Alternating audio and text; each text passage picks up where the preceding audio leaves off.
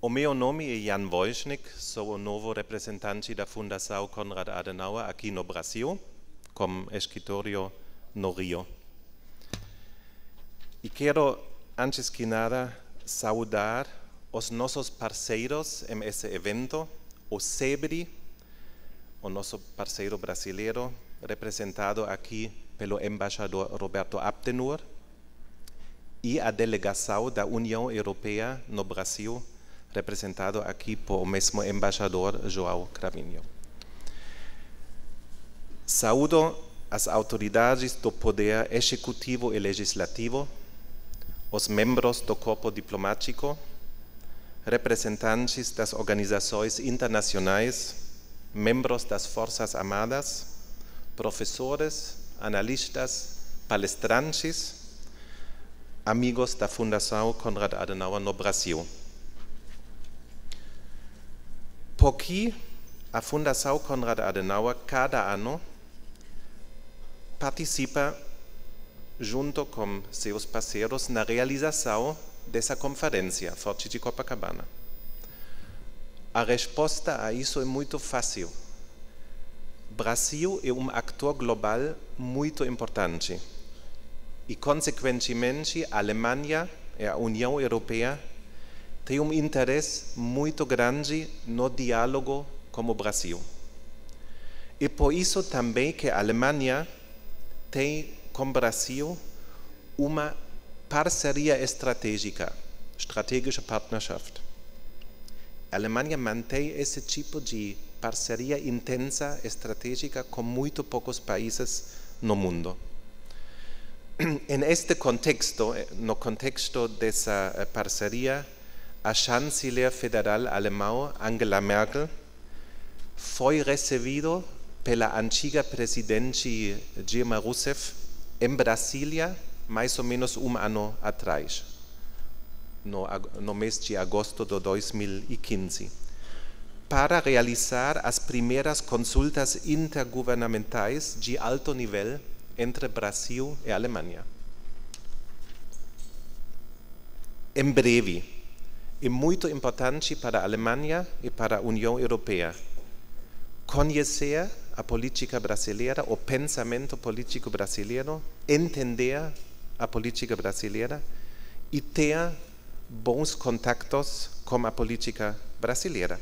E a Fundação Konrad Adenauer se autodefine como algo como um mediador entre a Alemanha, a União Europeia e o Brasil. E por isso oferecemos cada ano, entre outros eventos, o Forte de Copacabana como fórum para o diálogo no campo da política de segurança internacional.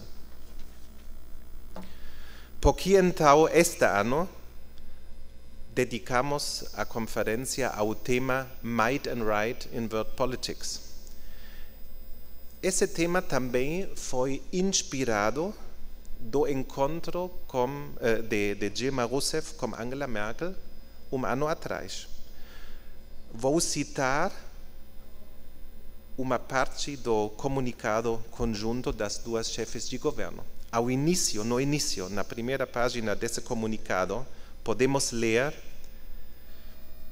estou citando, nessa ocasião, as chefes de governo sublinharam seu compromisso com uma promoção de uma ordem internacional baseada no Estado de Direito, multilateralismo e na diplomacia.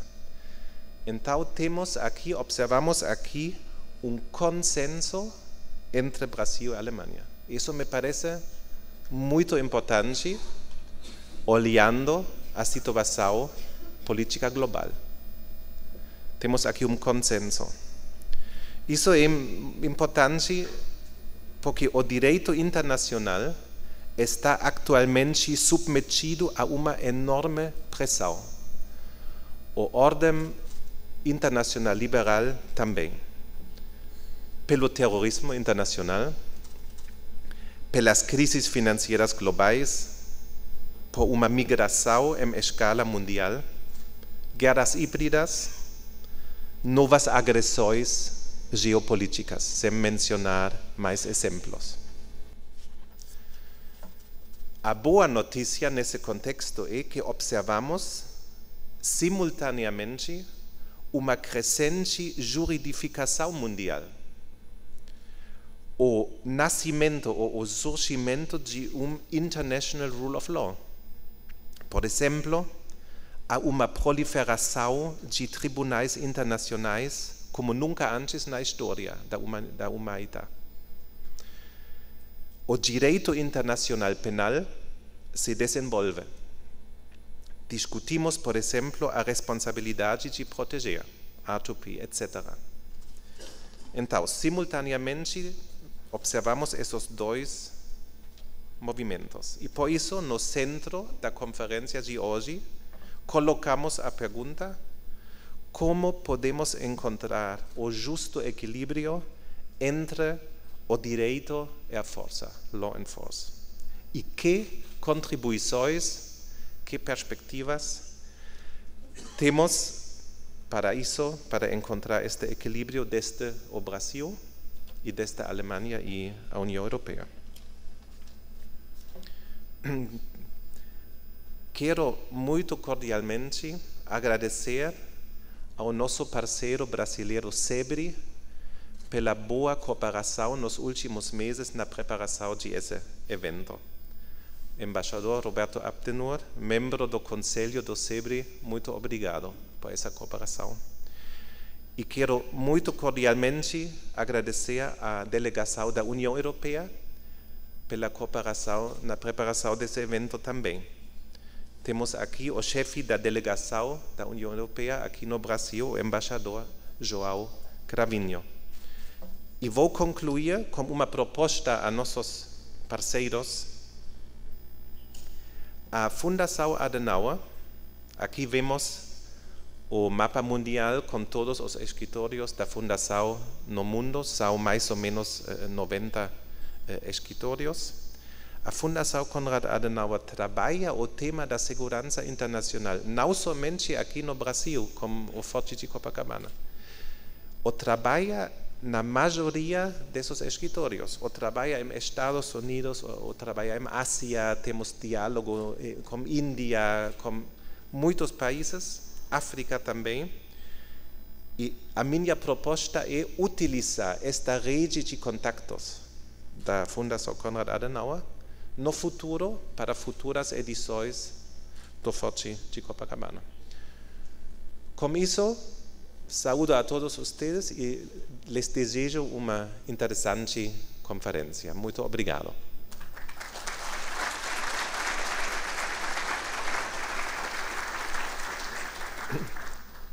Vai falar agora o embaixador João Cravinho. Por favor.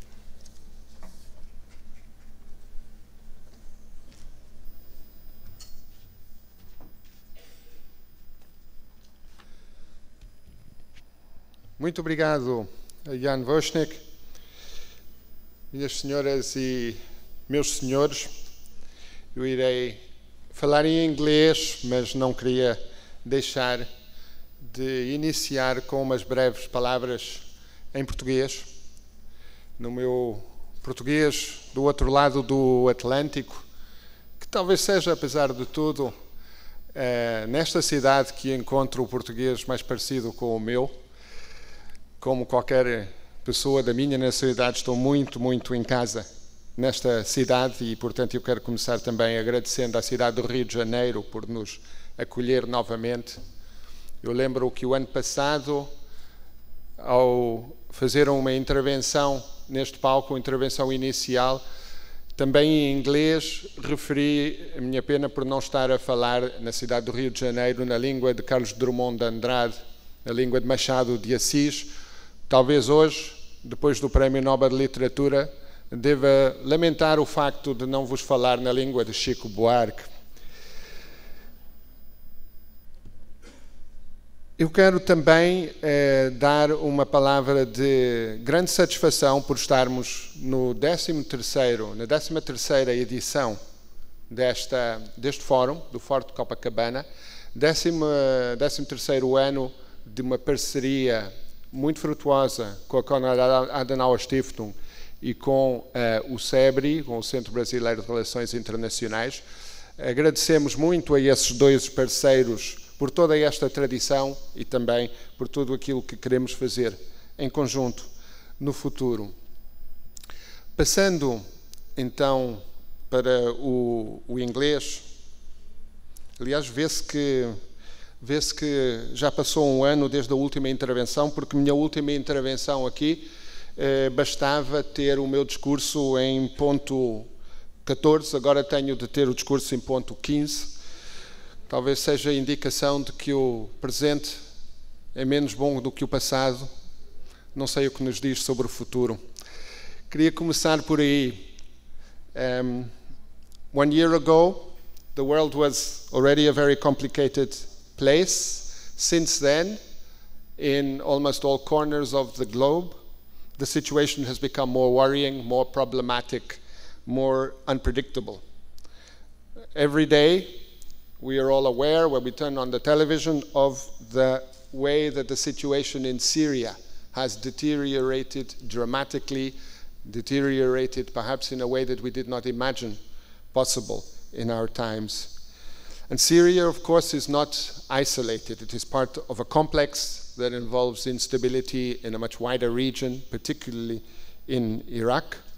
In an instability that has long-standing roots, that has complex roots, of course, or context, a complex situation that was made much worse by the errors of the invasion of Iraq in 2003.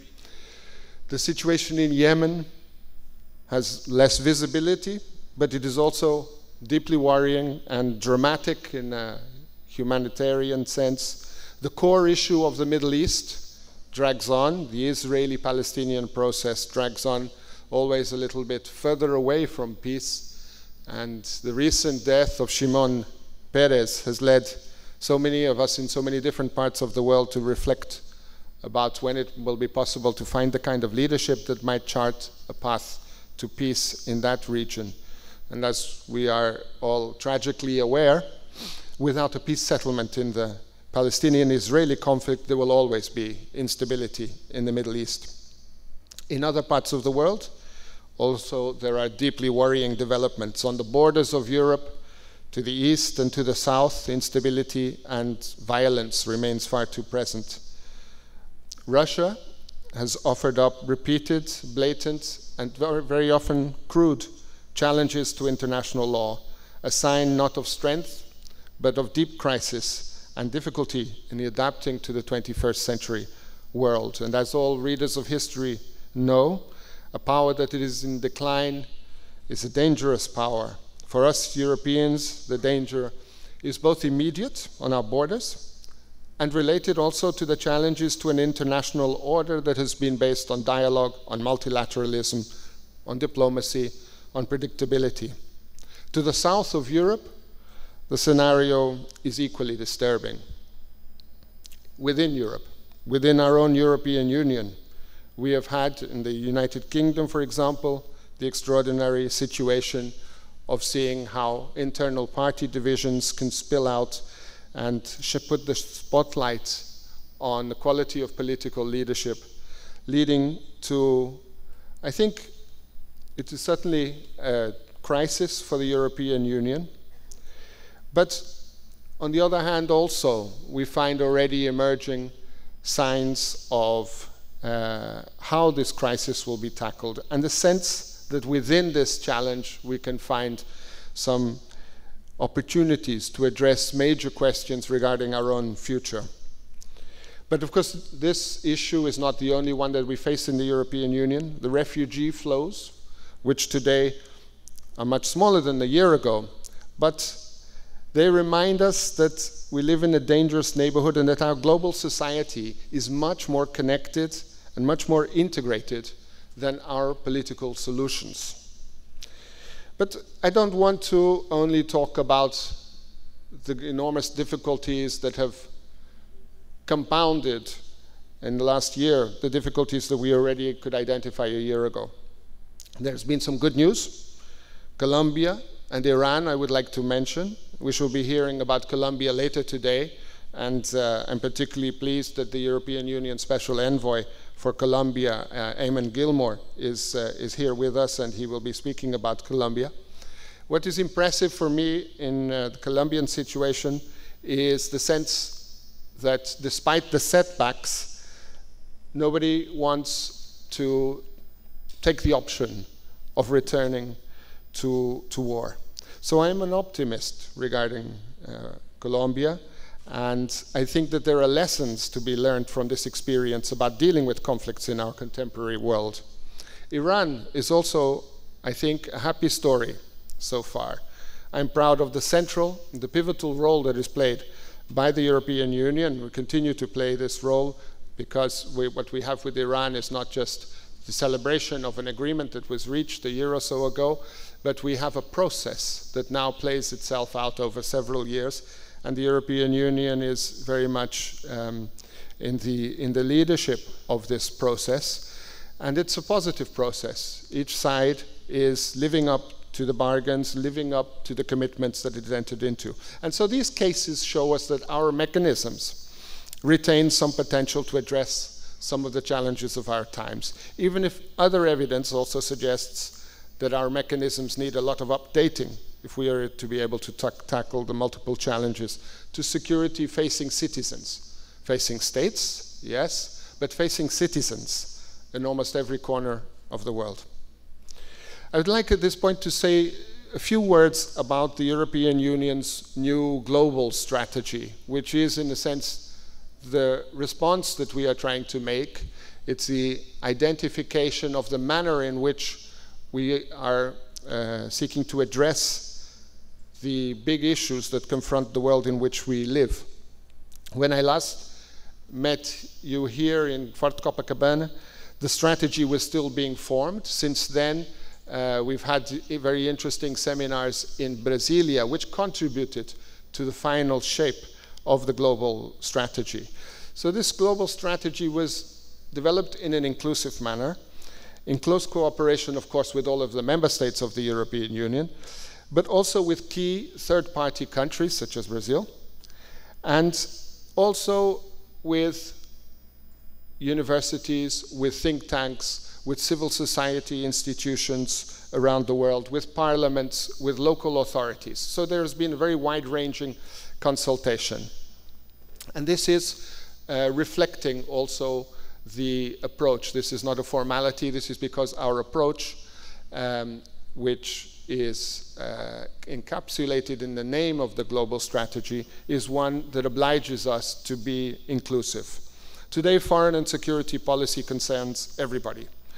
We've often said that security is no longer only defense. Of course, it goes far beyond that. It goes on to issues such as climate change and development, natural disasters, so many other issues. So when it was decided that this guiding document should be called the global strategy, it was not so much because we wanted it to include all parts of the globe, not so much because we wanted to underline that the European Union has a global relevance. More importantly, it was because the times in which we live oblige us to bring in a whole new range of policies and policy instruments to respond to the challenges that we face. It's a comprehensive way of looking at the world. And it also seeks to bring a deep understanding of the international implications to all of our public policies inside the European Union. The strategic environment of the European Union has changed dramatically over the past years, and this is true also in many other regions. Today's challenges to our security obliges us to think in terms of both internal and external policies. The problems in our neighborhood, to the south and to the east, cannot be addressed with traditional foreign and security policy tools. The same applies to the various security challenges that we have within our borders. In many ways, in our times, if one seeks out to map power globally, we see that the European Union is already a superpower. It's the biggest market in the world, the biggest economy. It's the biggest foreign investor by far in many parts of the world, including, of course, in Latin America and Brazil. It's the biggest provider of humanitarian aid, it's the biggest provider of development assistance in the world. It's the biggest trading partner for 90% of the world's countries. So the list is very long. I think also that it is fair to say that we have shown dedication, we've shown leadership in promoting the global climate change deal. We're working hard also towards providing comprehensive solutions, for example, on migration, and we are an increasingly united and relevant player and provider of solutions for the problems which reach the multilateral stage. However, not all of the problems do reach the multilateral stage. However, nevertheless, for us it is essential to ensure that when issues are dealt with in a multilateral manner, that we find the means to make multilateralism effective. That is in our DNA, that is part of the nature of the European Union, and that will remain a central part of our approach.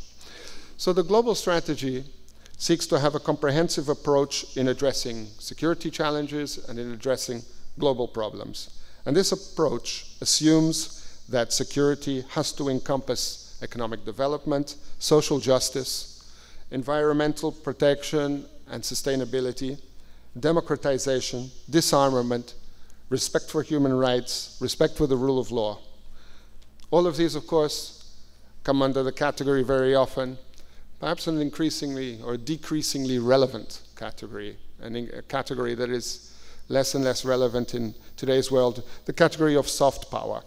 But I would also like to underline the manner in which this global strategy shows an awareness that traditional hard power has by no means declined in relevance in our contemporary world. Security considerations, security policies, security instruments are present, and I believe will be increasingly present in our approach over the next few years.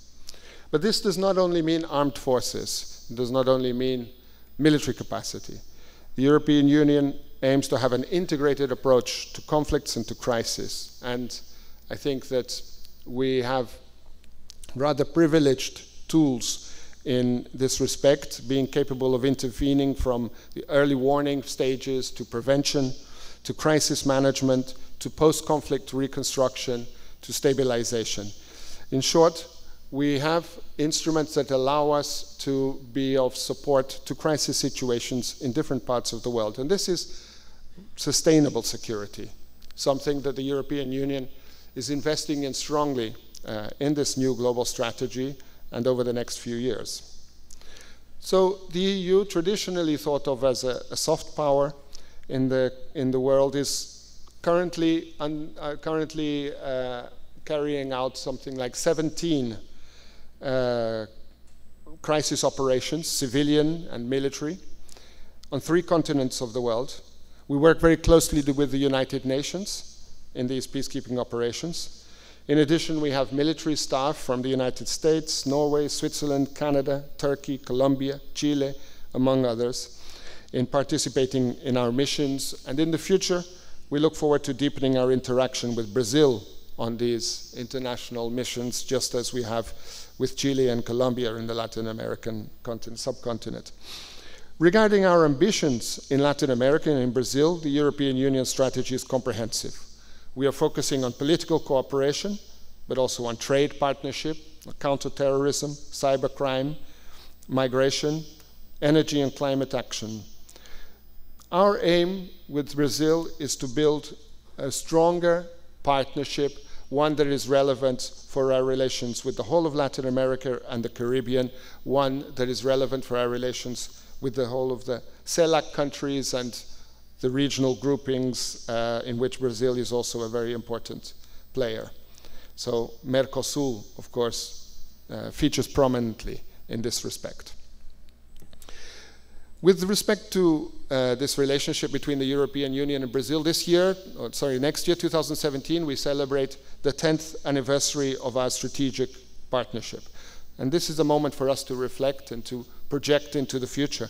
Our challenge now is to more clearly identify the issues where cooperation can be not only of mutual benefit for Brazilians and Europeans, but also of benefit for those around us, globally or regionally. Contributing to international peace and security will increasingly be a part of the European-Brazilian agenda. This includes traditional peacekeeping, but also the potential for increased cooperation in other sectors, in other parts of the security sector, from combating smuggling and production of drugs, to organized crime, to managing migration flows. In these areas, just to name a few, the European Union and Brazil can learn a lot from each other, and they can develop a strong partnership. So it's just with those brief reflections that I wanted to leave you this morning, and once again to thank our partners, the Konrad Adenauer Stiftung, SEBRI, for this partnership, this long-standing partnership, and to wish everybody a happy and productive day today here in the Fort Copacabana Conference. Thank you very much.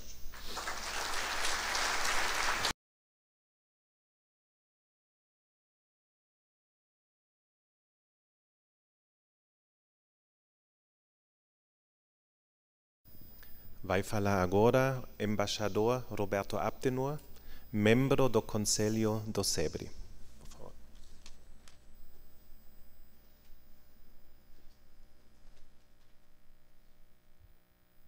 Bom dia a todos. Eu queria, em primeiro lugar, em nome do SEBRI, Centro Brasileiro de Relações Internacionais, desejar as melhores boas-vindas a todos os senhores aqui presentes, e em particular aqueles que vieram de longe, vieram da Europa, especialmente para participar deste evento. Eu quero também reciprocar as gentis manifestações feitas pelo senhor Voichnik e pelo embaixador Cravinho em relação à cooperação de suas instituições com o SEBRI, a que eu pertenço. É um privilégio para o SEBRI manter já uma longa parceria com essas duas instituições, tanto assim que hoje estamos aqui em nada menos do que a 13ª edição desta conferência chamada de Forte de Copacabana. E é motivo também de muita satisfação constatar que esta série de eventos, as conferências do Forte de Copacabana, esta série já está plenamente inserida na agenda dos grandes eventos internacionais sobre a temática de segurança e defesa. Como o senhor vem aqui pelo título que aqui aparece, esta conferência se vai realizar sob a égide de uma reflexão sobre até que ponto o direito e a força, o poder e a lei, o poder e o direito interagem digamos, na construção do ordenamento internacional. Não existe uma ordem internacional completa, pronta, mecanicamente definida, ela varia a cada momento conforme a interação de múltiplos atores no plano internacional. E para aqueles que conhecem a teoria de relações internacionais, há toda uma escola que defende a ideia de que os países devem, sempre que possível, valer-se de sua força ou de seu poder para impor seus interesses a outros países. Essa teoria leva à constatação de que é importante, para manter a paz e um mínimo de estabilidade no sistema internacional, que é importante haver uma situação de busca de equilíbrio do poder entre as grandes potências. Esse equilíbrio de poder, nessa interação por vezes tensa entre diferentes grandes potências, é o que, na opinião desses analistas, melhor caracteriza a formação do ordenamento internacional. A isso se opõem aqueles que acreditam e que tendem a privilegiar a ideia da prevalência do direito, de um conjunto de princípios, valores, normas e instituições, entre as quais as grandes organizações internacionais, capitaneadas pelas Nações Unidas, que é a prevalência desse conjunto normativo que deve inspirar o ordenamento internacional. Existe um consenso, de qualquer modo, de que hoje temos uma ordem que se convenciona chamar de uma ordem internacional liberal, no sentido de que ela está baseada fundamentalmente em um conjunto de normas, um conjunto normativo, um conjunto de instituições internacionais, mas que, sob a égide dessas instituições, naturalmente, se realiza a dialética, a contraposição, por vezes, entre o uso do poder ou da força e o recurso ao direito. Além de pautar os trabalhos pela análise, pela reflexão sobre, digamos, o contraponto entre poder e direito, nós vamos ter também aqui uma segunda linha de trabalho ao longo das próximas sessões, que é a busca de uma reflexão sobre a interação entre a chamada geoeconomia e a geopolítica. Até que ponto fatos de natureza eminentemente econômica levam a alterações no conjunto de ações, de situações da política internacional, e vice-versa, até que ponto situações estritamente políticas impactam a economia internacional. Nós vemos hoje com preocupação sinais de uma certa deterioração de aspectos importantes dessa ordem liberal no plano internacional. Nós tivemos recentemente, meses atrás, para surpresa de muitos, a decisão do Reino Unido de retirar-se da União Europeia, o que coloca em pauta uma grande incógnita sobre o futuro da União Europeia. A União Europeia, que é o mais belo, o mais perfeito, o mais ambicioso projeto de diplomacia internacional, um projeto de integração entre países que outrora se guerreavam com frequência e hoje estão unidos num esforço comum de construir um mundo melhor para si e para os demais, coisa sobre a qual falaram há pouco o senhor Voichnik e o embaixador Cravinho. Temos também hoje uma situação inédita em quase 2 décadas. Pela primeira vez em quase 2 décadas, o comércio internacional está crescendo a uma taxa que é apenas a metade da taxa de crescimento da economia mundial em seu conjunto. Durante mais de 15 anos até agora, o comércio internacional crescia a velocidades bem maiores do que a velocidade de aumento do produto bruto mundial. Essa desaceleração forte do comércio internacional coloca questões sobre o futuro da globalização. A globalização é naturalmente um tema muito vasto, não me cabe aqui aprofundar o debate sobre este tema, mas não há dúvida de que a globalização tem sido um fator importante de progresso para muitos países no mundo, inclusive o Brasil, apesar de o Brasil não se ter aproveitado na proporção desejável desse fenômeno. Há quem se pergunte, a globalização está sofrendo um processo de desaceleração, ela vai parar, ela vai recuar, não se sabe, e esse é um tema, naturalmente, para ser discutido também aqui. Em suma, vemos uma série de eventos no plano internacional que justificam cada vez mais uma análise detida desses problemas, e isso é de extremo interesse para o Brasil. O Brasil e a União Europeia compartilham um mesmo apego à ideia da prevalência do direito sobre o poder, embora não caindo na ingenuidade de acreditar que nenhum poder se manifesta no plano internacional. E como disse bem agora o embaixador Cravinho, infelizmente para a Europa está muito mais próxima de regiões instáveis como os Balcãs, o norte da África, o Oriente Médio. E isso levou a União Europeia, meses atrás, a adotar uma nova estratégia de defesa e segurança que prevê justamente um maior uso do chamado hard power, do poder duro, do poder propriamente dito no plano da segurança internacional.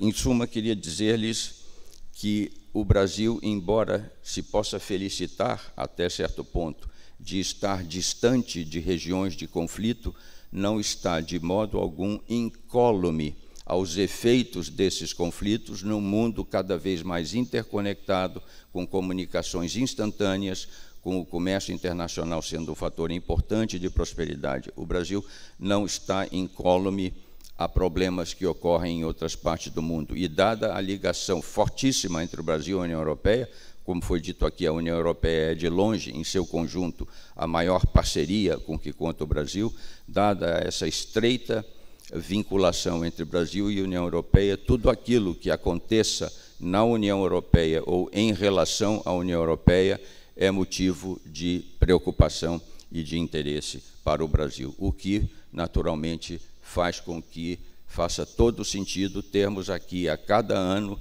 tivemos 13 sessões, eu espero que tenhamos muitas outras no futuro da Conferência do Forte de Copacabana. E eu aproveito, finalmente, para saudar a chegada aqui do nosso ministro da Defesa, Dr. Raul Jungmann, a quem passo a palavra em seguida. Muito obrigado.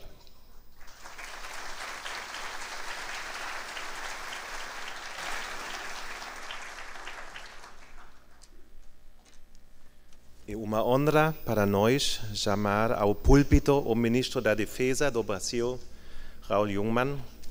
Na Câmara dos Deputados, atuou como membro efetivo da Comissão de Constituição e Justiça e de Cidadania, da Comissão de Relações Exteriores e de Defesa Nacional e também da Comissão Externa de Acompanhamento da Crise Política na Venezuela.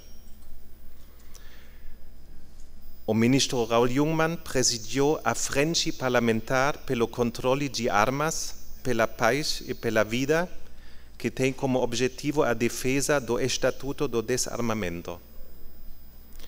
Presidiu também a Comissão de Segurança Pública da Câmara dos Deputados. E o ministro Jungmann foi ministro da Reforma Agrária entre 1999 até 2002, no governo de Fernando Henrique Cardoso, deixando como legado o maior programa de reforma agrária da história do Brasil. Senhor ministro, o senhor tem a palavra. Maria.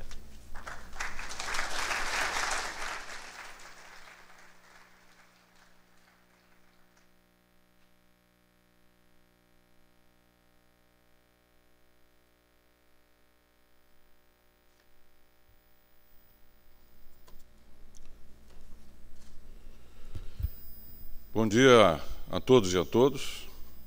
Gostaria de saudar o senhor Jan Woschnick, diretor do Escritório do Brasil da Fundação Konrad Adenauer, embaixador Roberto Abdenur, que tenho o prazer aqui de rever, membro do Conselho Curador do Centro Brasileiro de Relações Internacionais, o SEBRE, embaixador João Gomes Cravinho, chefe da delegação da União Europeia, general de Exército, chefe do Estado-Maior do mesmo Exército, Fernando Azevedo e Silva, senhores embaixadores e demais membros do Corpo Diplomático Brasileiro e das nações aqui presentes, oficiais generais da Marinha, do Exército e da Aeronáutica, autoridades do Poder Executivo e Legislativo, comunidade acadêmica, Leonardo Paz, coordenador de estudos e debates do Centro Brasileiro de Relações Internacionais, SEBRE, senhoras e senhores. É uma satisfação estar no Rio de Janeiro para proferir o discurso inaugural da 13ª Conferência do Forte de Copacabana, conferência essa que eu tive oportunidades anteriores de participar. As conferências do Forte consolidaram desde 2003 sua presença no calendário de eventos da Comunidade Nacional e Regional de Especialistas em Segurança e Defesa e estenderam sua influência também para a esfera internacional. A associação entre a Fundação Konrad Adenauer e o Centro Brasileiro de Relações Internacionais, SEBRE, mostrou-se profícua no fomento ao debate qualificado sobre segurança internacional e na produção de insumos que têm contribuído para enriquecer o componente analítico do processo decisório do debate acadêmico na matéria, tanto no Brasil quanto na Europa. Essa edição da conferência teve a felicidade de propor um oportuno debate sobre a relação entre poder e direito, entre o uso da força e a necessidade de justiça na política mundial. Poder e direito, força e justiça são conceitos antinômicos ou têm relação sinérgica? A resposta a essa indagação foi dada inicialmente pelo filósofo francês Blaise de Pascal há 4 séculos. Em seus pensamentos, Pascal afirma: a justiça sem a força é impotente, a força sem justiça é tirânica. Segundo essa visão, há entre ambos uma relação ao mesmo tempo antagônica e sinérgica. De acordo com a perspectiva discotômica, Poder e direito não coexistem na relação entre os países. Um anula o outro. O primeiro começa onde acaba o segundo. Interpretado restritamente como recurso à força, o poder seria utilizado como a clássica ultima ratio regis, a partir do momento em que falhassem a diplomacia e todos os métodos de solução pacífica de controvérsias. Essa perspectiva remete à máxima de Clausewitz, segundo a qual a guerra é a continuação da política com outros meios. Dessa forma, o poder militar seria a continuação da diplomacia por outros meios. Esgotados os recursos desta última, terminadas as possibilidades de solução civilizada dos diferendos, estaria aberto o livre curso da lei do mais forte. Essa visão se assenta em uma percepção do caráter anárquico da sociedade internacional. Para os adeptos de um realismo político, como a Thomas Hobbes, a ausência de uma autoridade central implica que os Estados raramente perderão a oportunidade de empenhar significativos recursos de poder para buscar satisfazer seus próprios interesses nacionais e maximizar ganhos egoístas, ainda que em desrespeito a normas acordadas com seus pares. Essa tradição realista em política tem raízes em Maquiavel e ressurge nos meados do século XX, após a desilusão com o idealismo, com os aportes de Morgenthau, renovando-os com o neorrealismo de Waltz em plena Guerra Fria. Em contraponto, o jurista holandês Hugo Grotius, pai do direito internacional, reconhecia no século XVI a distribuição assimétrica de poder entre os Estados, mas defendia a prevalência de normas jurídicas a regular a convivência entre os Estados e a defesa de interesses comuns à manutenção do sistema internacional. De sua parte, autores da escola inglesa, como Hadley Bull, percebem uma sociedade internacional que, embora anárquica, pode ser regida por uma ordem fundamentada em valores comuns compartilhados pelas nações.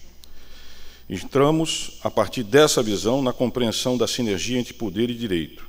Retomando Pascal, a justiça precisa da força para garantir a observância das normas, mediante a ameaça ou exercício da coerção. Por outro lado, a força sem controle do direito, sejam constituições, seja o direito das gentes, é tirania pura e simples. Poder e direito podem e devem coexistir na política mundial. Não somente coexistir, mas equilibrar-se de forma que o uso da força seja disciplinada pelo direito, podendo a justiça cercear o uso do poder em benefício de padrões de sociabilidade internacional. Dentro dessa ótica sinérgica, para que as normas sejam cumpridas, deve haver uma estrutura de coerção capaz e eficaz, sobretudo legítima, que funcione como garante dessas normas e das regras de convivência entre os Estados. O poder não deve ser utilizado sem o devido respaldo do direito de maneira unilateral. Esse foi um dos maiores legados da Carta das Nações Unidas. A proscrição do uso da força, exceto em casos de legítima defesa individual ou coletiva, em situações de ameaça à paz.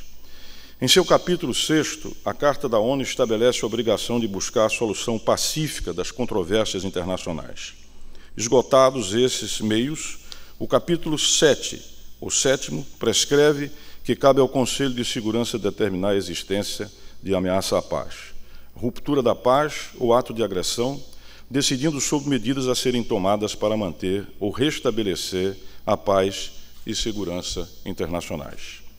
Senhoras e senhores, a defesa não trabalha apenas com o dever ser, que abarca o mundo jurídico, mas com o ser, o mundo real, que é assimétrico, frequentemente injusto, não regido por um poder central, eivado de tentações de poder unilaterais e no qual precisamos defender nosso patrimônio e nossos interesses.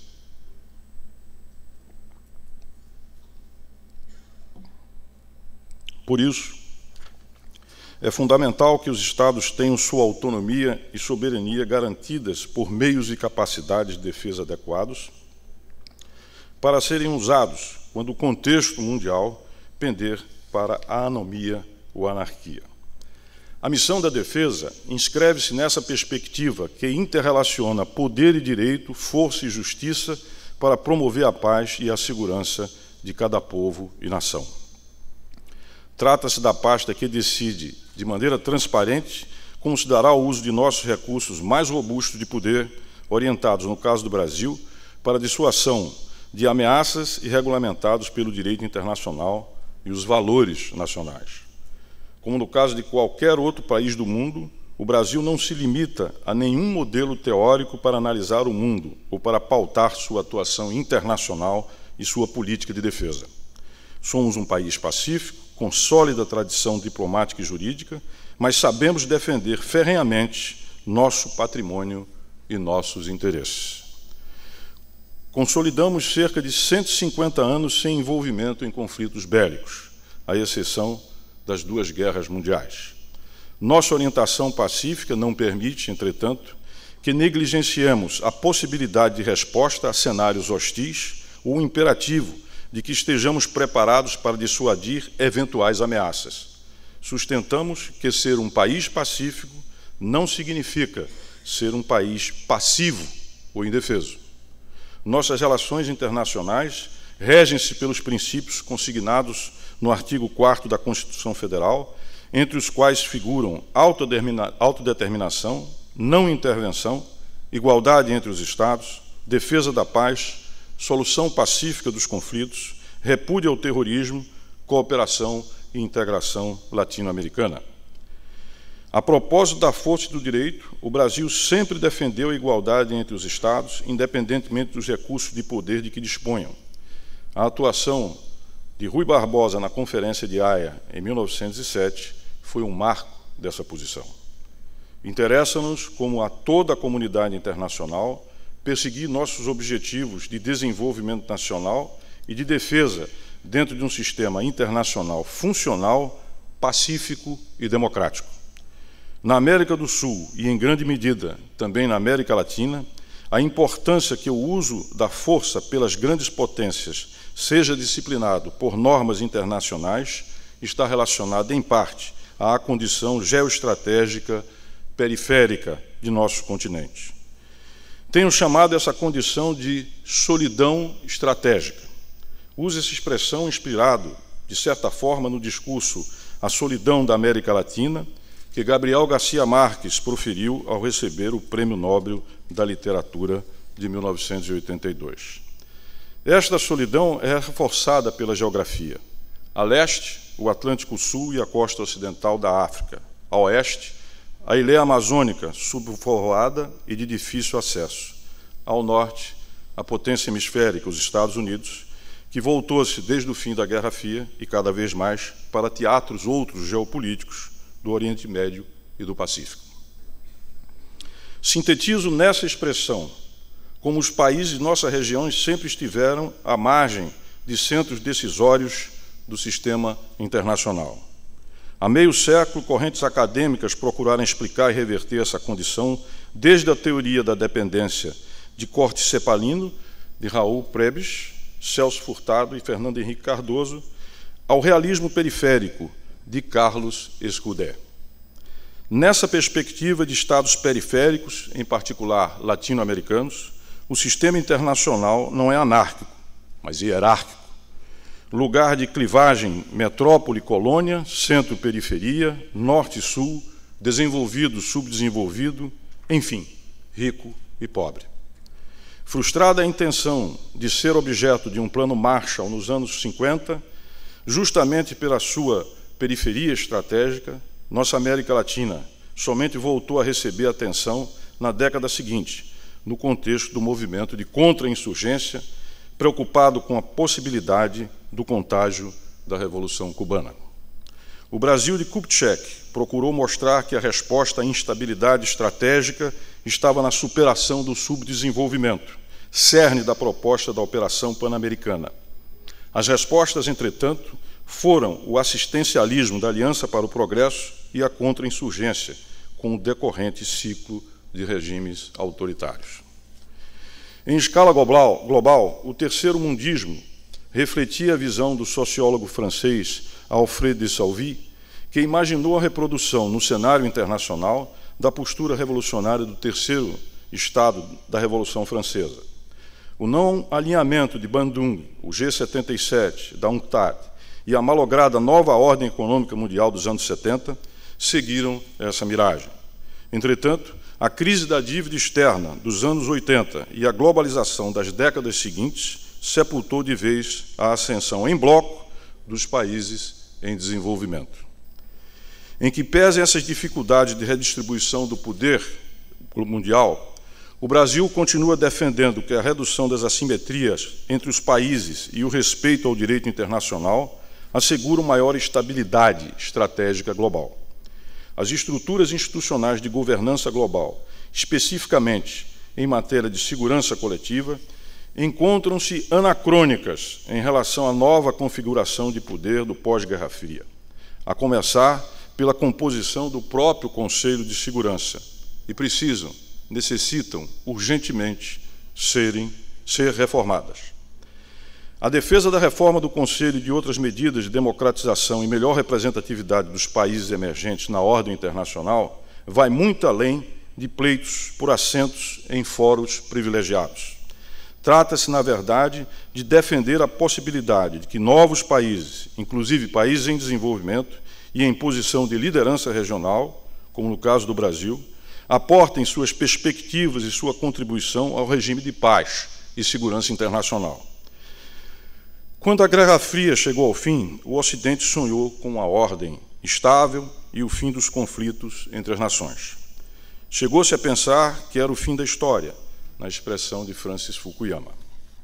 Mas não foi necessário muito tempo para que novos conflitos surgissem, alguns calcados em rivalidades antigas e, em grande medida, relacionadas à assimetria de desenvolvimento, além de novos desafios introduzidos por atores não estatais e ilícitos transnacionais. Proliferaram-se dramas humanitários em vários países e regiões. O terrorismo tornou-se, efetivamente, ameaça à paz mundial.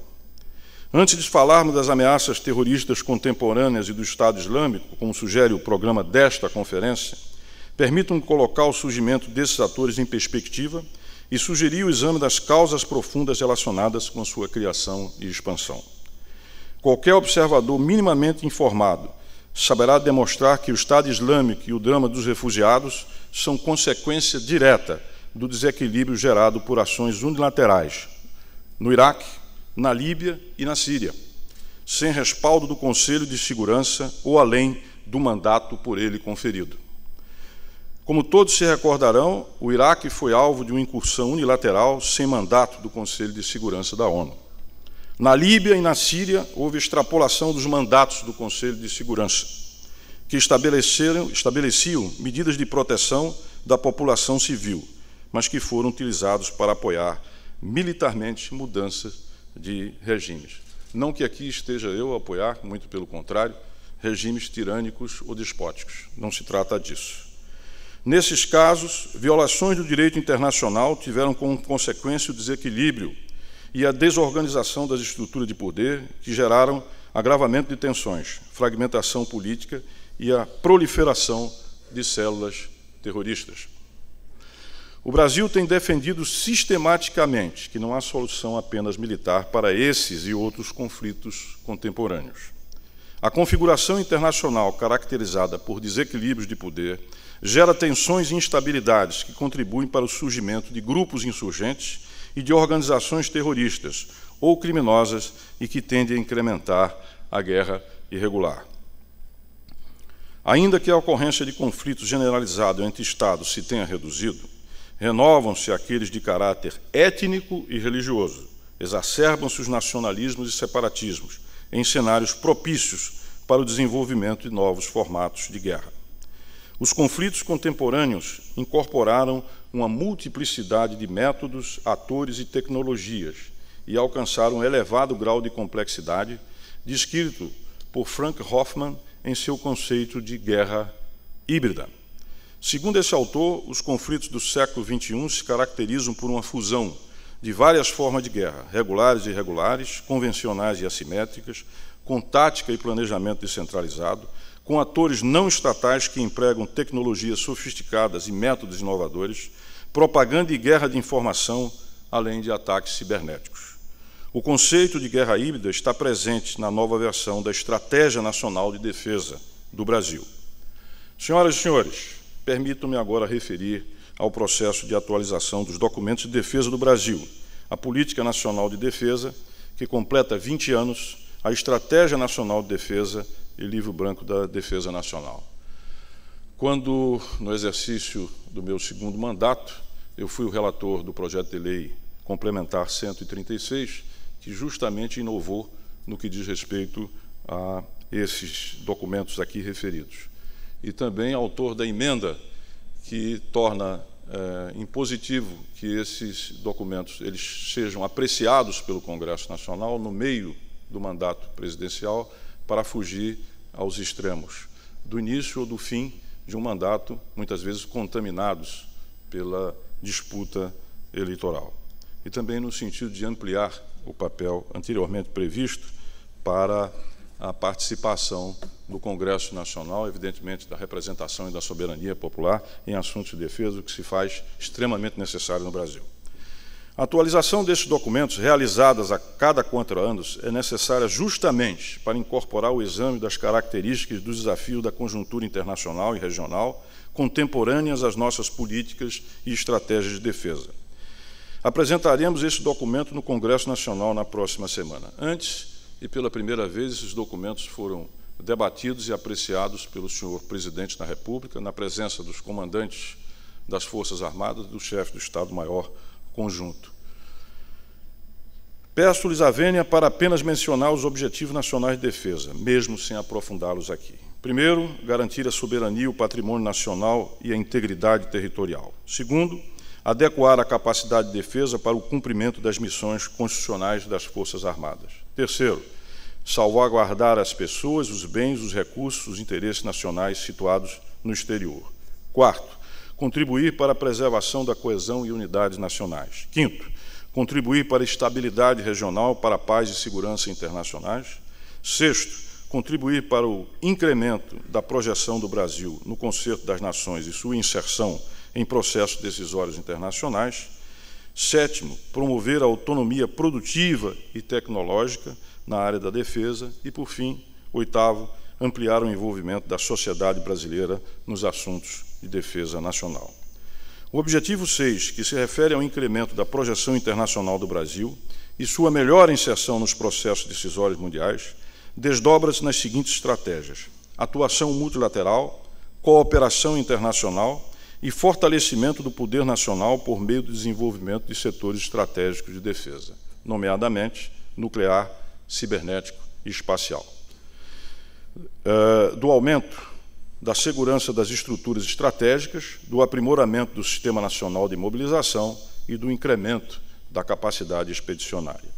A Política Nacional de Defesa atualizada reconhece que, em decorrência da globalização, os Estados têm se desenvolvido e se tornado mais interdependentes e associações político-econômicas de países se formam ou se fortalecem em busca de maior influência internacional.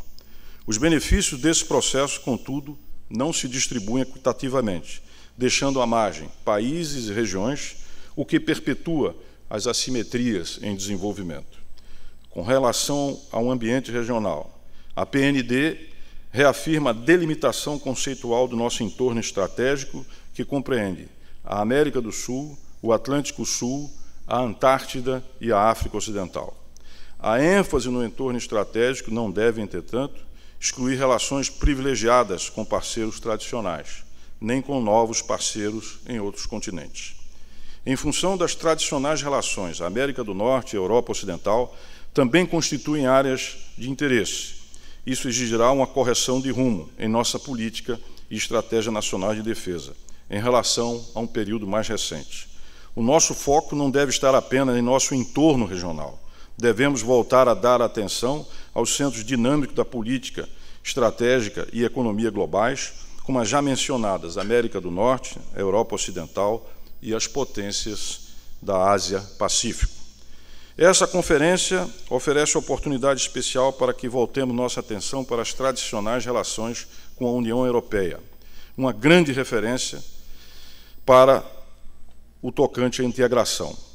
Entendemos que a América do Sul também pode seguir fomentando seus mecanismos de cooperação e integração, inspirada na referência europeia e atenta para os desafios comuns que compartilhamos em nosso subcontinente. Sabemos que existem diferenças conjunturais e estruturais entre o Brasil, seu entorno e a Europa, mas também é certo que há muita convergência em relação a valores e propósitos.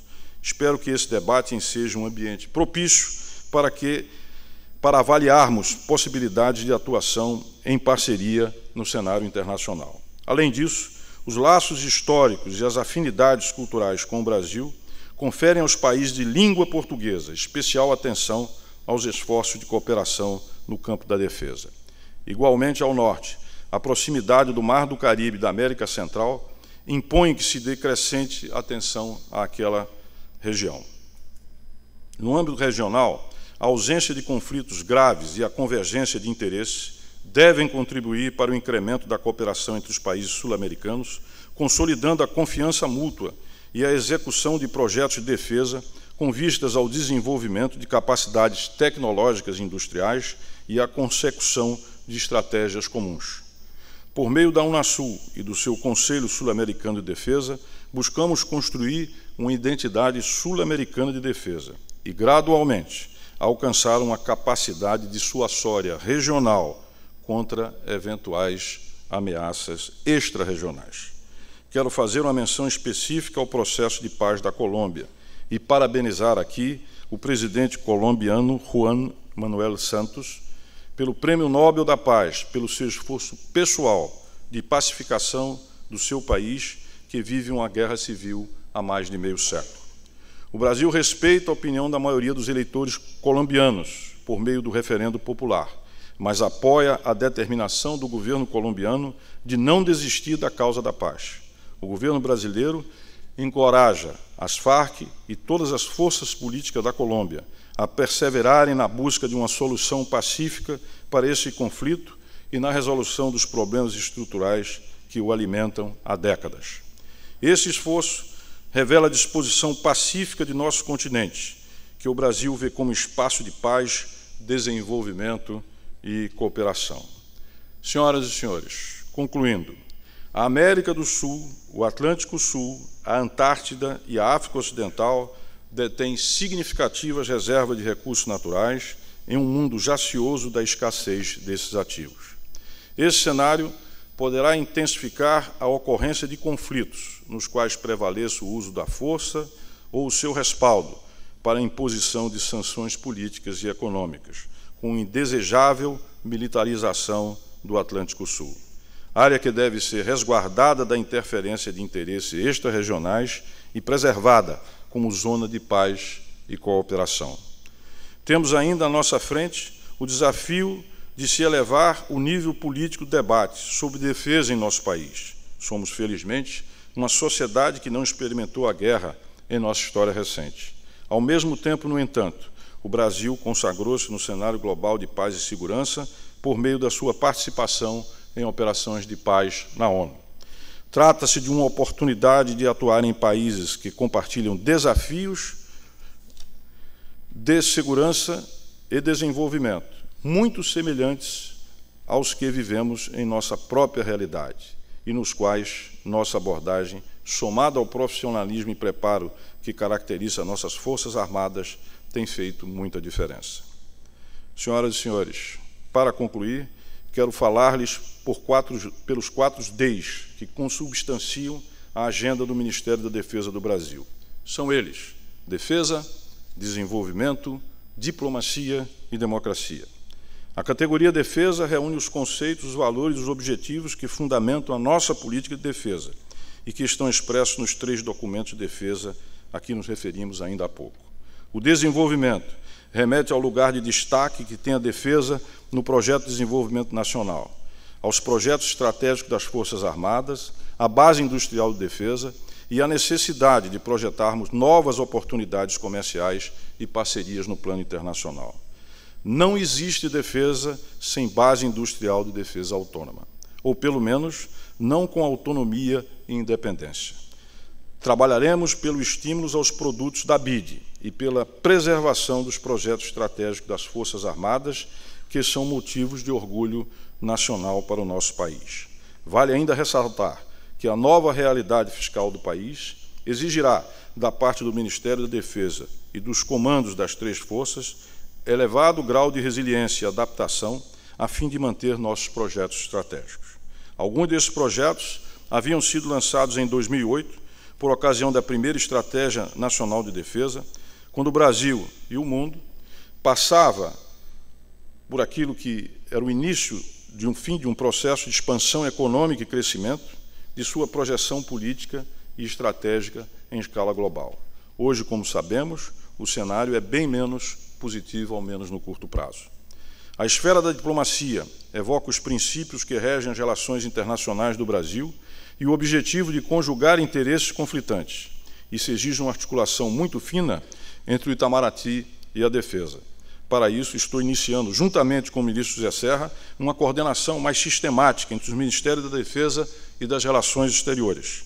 Lançaremos em breve um mecanismo de consultas recíprocas e uma série de painéis temáticos para a formulação de políticas conjuntas com base em uma agenda convergente. Finalmente, a referência à democracia.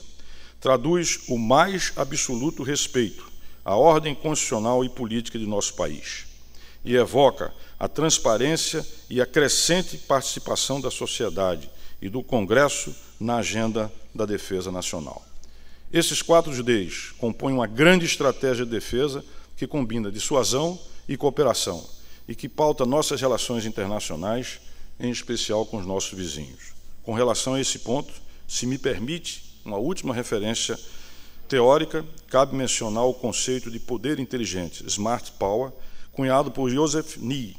Trata-se de uma capacidade de combinar recursos de poder militar ou econômico, o poder robusto, Hard Power, com a influência cultural ou persuasão, o poder brando, Soft Power, em uma estratégia vencedora e legítima. O Brasil é capaz de combinar ambos os poderes em uma estratégia sólida de Smart Power. Nosso poder brando, expresso na capacidade de cooperar de maneira mutuamente benéfica com outros países, reforça nosso poder robusto, capaz de dissuadir ameaças e de concretizar projetos estratégicos na área da defesa. Retomo, nessa conclusão, o tema dessa conferência, o binômio poder e direito, a força e a justiça e suas interpretações, tanto dicotômicas quanto sinérgicas. É clara a importância da defesa e das capacidades materiais para garantir o que é justo e o que é certo. O poder é um garante do direito, ao mesmo tempo em que o direito disciplina o uso da força. Nesse contexto, dissuasão e cooperação são as duas faces da mesma moeda da defesa. Termino essa apresentação ressaltando o valor da cooperação e da confiança como características fundamentais do perfil brasileiro de defesa. Nenhum arsenal, por mais poderoso que seja, poderá gerar mais segurança do que um ambiente de cooperação econômica e geoestratégica. Nenhum sistema de espionagem, por mais treinados que sejam seus integrantes e por mais sofisticado que sejam seus algoritmos e componentes cibernéticos, é superior a um clima de confiança mútua e sincera. O Brasil sempre lutará pela construção da paz, seja na prevenção de conflitos, seja no fortalecimento da paz em ambiente de pós-conflito, por meio da cooperação e da construção de confiança entre atores estatais e não estatais. Ao mesmo tempo, sabemos que a paz somente será viável e sustentável se houver justiça, respeito ao direito internacional e desenvolvimento em escala local, regional e global. Fora do desenvolvimento da justiça e do direito, somente impera a lei do mais forte. Esteio das práticas espúrias de intervenção e ingerência, quaisquer que sejam seus ornamentos ideológicos ou pretensamente humanitárias. Trabalhemos, então, para melhor compreender as situações do mundo contemporâneo, em que o emprego da força é inevitável, e, se possível, para identificar os meios de evitá-las. Esforcemo-nos por ampliar os espaços de diálogo, os esforços de entendimento, os mecanismos de solução pacífica de controvérsias. Compreendamos melhor o modo como os desequilíbrios globais afetam as dinâmicas de segurança regional na América do Sul. Exploremos as possibilidades de cooperação entre o nosso continente e a Europa, em prol de um mundo mais estável e harmônico. Mantenhamos, em suma, a tradução já construída nas conferências do Forte de Copacabana de explorar no diálogo e na confiança mútua os meios de semear a paz. Desejo a todos um excelente dia de debate. Muito obrigado.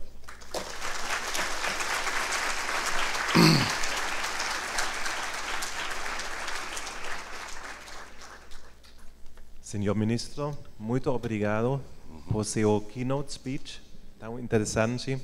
Para agradecer, queria entregar o livro que hemos preparado para o Forte de Copacabana com contribuições dos palestrantes. Então, muito obrigado. Livro para o senhor.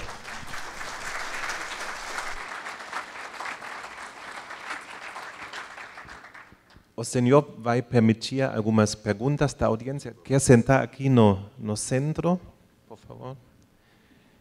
E Leonardo Paes, do SEBRE, vai ler as perguntas para o senhor ministro.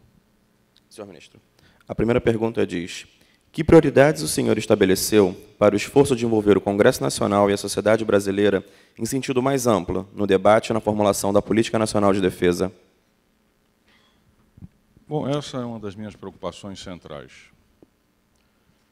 A elite brasileira, e evidentemente boa parte da opinião pública brasileira, e com razões históricas, não identifica ameaças presentes ao Brasil.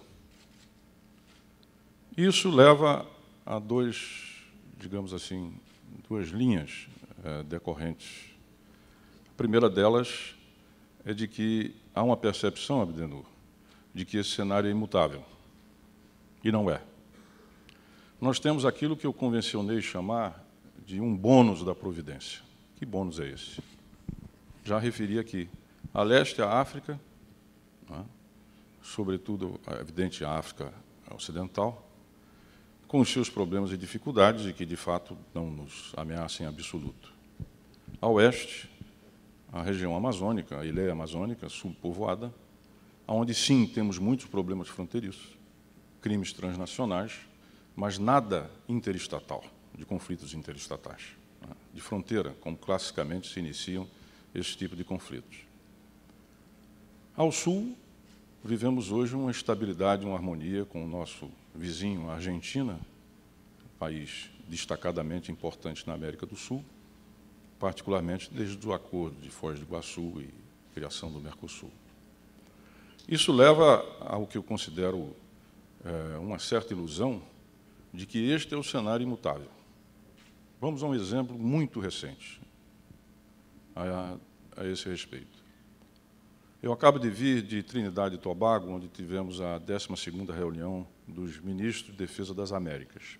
E lá nas conversas, talvez o mais rico tenha um encontro como esse, nós ficamos sabendo, e você, Abdenur, falou disso ainda há pouco, de que a Europa principia a ter uma mudança de enfoque a respeito das questões de defesa. Isso tem a ver, no entendimento, pelo que me deu a entender, em dois aspectos, né? Em primeiro lugar, um deslocamento de preocupação e atenção americana para o Pacífico, como principal área de enfoque estratégico. Em segundo lugar, a saída da Inglaterra, que tem imensas repercussões sobre o projeto europeu, entre outros motivos, pelo fato de que a Inglaterra ou teria uma resistência a essa postura, digamos, mais hard power da Europa. Ela frearia isto. E a saída da Inglaterra liberaria, portanto, esse curso que seria desejado por outros países. Pois bem, da ótica, particularmente de Portugal, mas também de outros países, o perímetro estratégico dessa nova concepção que estaria para ser decidida em dezembro, agora, e eu estou colocando isso como uma possibilidade, ela alcançaria, digamos assim, o Maghreb, o meio da África, chegando até a Mauritânia. Isso implicaria, obviamente, numa projeção de poder e naquilo que nós sempre procuramos evitar, a consideração do Atlântico como um único oceano. Porque, evidentemente, teríamos uma projeção. Mas, se o compasso gira pelo meio da África, evidentemente que você tem uma projeção a oeste para o Atlântico Sul. Lembrando também que nós temos um pré-sal no Golfo da Guiné, e que, quando os preços de petróleo evoluírem ou subirem, porque isso é um movimento mais ou menos senoidal, isso se transformará num polo, num vetor de interesse estratégico, que ali está uma commodity que não apenas econômica, mas é estratégica pelo que representa. Então, só aí é possível se pensar que isto não é efetivamente para sempre. Então, essa noção de imutabilidade da ausência de ameaças leva a um conjunto de consequências. A primeira delas é de que as forças de defesa elas são, de uma forma permanentemente suficientes, necessárias, e até setores que consideram que, enfim, para que tudo isso, para que esse quarto orçamento da República envolvido em termos de defesa? Quando não, como ocorre aqui no Rio de Janeiro, pelas vulnerabilidades na área de segurança, a tentativa de fazer com que forças de defesa sejam empregadas para fins policiais, que é um absurdo e que a experiência internacional não legitima nem propicia resultado positivo a partir disso. Um outro efeito é que, efetivamente, a necessidade de atualização, a necessidade de desenvolvimento de projetos estratégicos de longo curso e que são pesados em termos de investimento, eles, de fato, tendem a ser postergados ou a serem uma das primeiras vítimas, como agora nós estamos vivendo, de processo de restrição fiscal. Então, o efeito do não envolvimento, da não discussão, por que é que eu procurei levar ao presidente da República, e vou entregar, agora não, era para ser essa semana, mas eu vou representar o presidente da República na posse do novo presidente, não sei, talvez primeiro-ministro, em Cabo Verde, entregar formalmente ao Congresso Nacional e utilizar o Pandiaca Calógeras para uma grande discussão nacional desses instrumentos ou ferramentas, diplomas de defesa. Porque há uma necessidade de uma maior divulgação e de um maior debate sobre esse tema. Se nós não compreendermos e não entendermos, em âmbito, seja do Congresso Nacional, seja nos centros formadores de opinião, na academia, a realidade, projeção global num país de 8 milhões de quilômetros quadrados, 4 milhões e meio de águas jurisdicionais, uma população de 200 milhões de habitantes, com os recursos naturais que tem, é destino. É destino. Ou seja, essa estabilidade que nós desfrutamos, oxalá, se perpetue, mas ela não confere com a lógica dos fatores. E, portanto, há uma necessidade que nós temos de manter uma defesa com capacidade dissuasória compatível com aquilo que nós vivemos. E isso passa por uma maior discussão e conhecimento. Já por isso que eu coloquei a emenda que o Congresso Nacional deveria, a cada 4 anos, debater esses documentos, o que antes não existia. A Constituição é muito restritiva, do papel do Congresso Nacional. Praticamente, cuidar do orçamento, fazer a paz, declarar a guerra, e ponto. Não muito mais do que isso. Um estudo que eu fiz no passado a respeito do envolvimento dos parlamentos, inclusive quando me preparava para a relatoria da Lei Complementar 136, de parlamentos de outros países, nomeadamente Inglaterra, França, Alemanha e outros mais, o envolvimento do Congresso Nacional na questão de defesa é algo absolutamente constante, permanente, praticamente passo a passo. Nós não temos isso no Brasil. O Congresso Nacional não manifesta interesses maiores por esse tema. E nós temos que reverter isso. Essa é uma preocupação que faz parte exatamente dos objetivos nacionais que nós temos que perseguir. Ou seja, a necessidade de que elites, opinião pública, congressos, academia, tenha mais informação e debata mais esse tema, porque nós não podemos aspirar aquilo que, de certa forma, somos vocacionados se nós não entendermos as razões e os porquês de um projeto de defesa nacional brasileira. Obrigado, senhor ministro. Um pouco do final da resposta do senhor conecta nessa segunda pergunta. Como o senhor avalia o investimento atual na defesa no Brasil? Quando eu, há 5 meses, mais ou menos, que eu estou no Ministério da Defesa, e já estava muito avançado o projeto, a proposta de política e estratégia nacional de defesa, porque, inclusive, tinha passado por uma série de instâncias com uma observação. Eu acho que o processo de discussão de uma política nacional, de estratégia nacional de defesa, primeiro, é algo permanente, não é algo limitado no tempo. Vai fazer porque tem que entregar. É algo que tem que ser discutido permanentemente e que tem que ter um grande envolvimento, uma busca exaustiva de envolvimento da sociedade. E isso não aconteceu a contento, do meu ponto de vista. Acho que houve, sim, discussão, mas muito mais intragovernamental. Ela, de fato, ocorreu, mas tem que ser... E pensar nesses documentos, e enfim, em levá-lo, em torná-lo público, transparente, o Congresso Nacional, exatamente para que acontecesse isso. Eu não acho que aconteceu a contento. Vamos procurar corrigir isso daqui para frente. Em segundo lugar, as minhas 2 observações, que não permearam o documento, pelo menos porque elas são pessoais e não cabia uma imposição, vamos dizer assim, não é, dinástica, ou pelo menos pessoal, não cabia. Mas 2 grandes observações a respeito dessa política estratégica, que a primeira delas é que, em 2008, eu estou fazendo um levantamento de todos os projetos e programas e planos de defesa nacional, praticamente desde 46 para cá. E nada praticamente existe, 96, quando nós temos a primeira política, mas isso é outra história. Então, o que acontece? Em 2008, nós estamos fechando um ciclo, uma janela se fecha, que os senhores sabem qual é.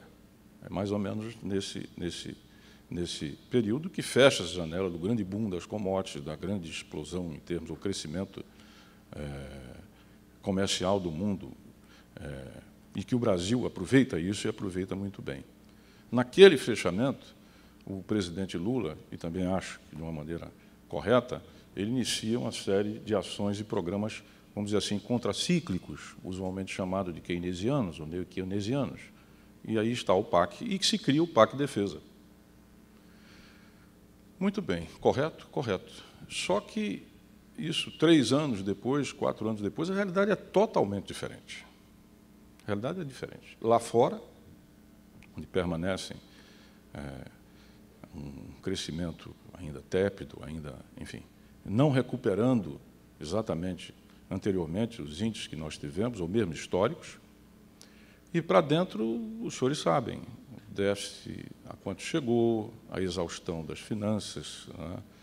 E agora um novo regime fiscal. Então, um Plano Nacional de Defesa teria que incorporar essas novíssimas realidades, sobretudo novíssima realidade em termos internos. Então, essa é a primeira observação. E acho que ainda não se encontra lá, nessa estratégia que aí está, mas eu espero que, através da discussão, isso possa acontecer.